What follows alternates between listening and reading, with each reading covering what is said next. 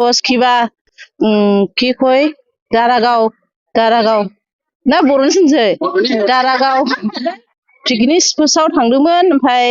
जोंथ' मिथिया ओमफ्राय जायखिजाया ससे थांनानै मा जानानै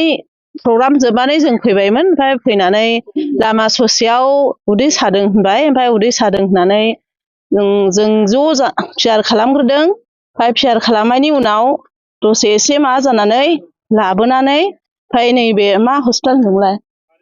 मानिपुर हस्पिटालाव सोफैनाय जादों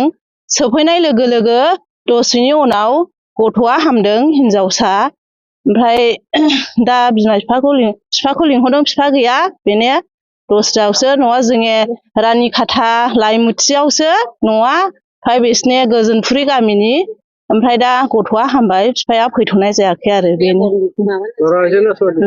ছোৱালী बर আসলে ঘটনা হওয়াটো মেন ঘটনাটো যেনিবা ওই যে আমি একটা প্রোগ্রামত গেছি যেনিবা ওই যে মুসলপুর যে picnic spot Daragaon picnic spot আছে বলে তাতে প্রোগ্রাম আছিল আমি গির্জার এই সময়ত মানে আহি কিনে আধা রাস্তাত মানে ওই মহিলাখন ভিতৰত মানে গৰ্ভৱতী আছিলে আমিতো বেছি গম নাপালে এইটো আধা ৰাস্তাত আহি কিনে যে হস্পিটাল মানে এইটো মানিপুৰ হস্পিটালত মানে জইন কৰি দিছে আৰু কি আমি আহা ৰাস্তাতে কি হয়েছে লড়া হয়েছে না ছোৱালী হয়েছে ছোৱালী হৈছে ডেলিভারিটো গাড়িতে হয়েছে না নহয় হস্পিটালত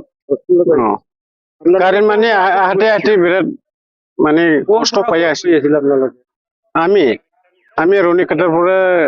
পিকনিক স্পটৰ পৰা আহি আছিল আৰু তাৰপিছত এনেকুৱা ঘটনাটো উঠিছে আৰু কি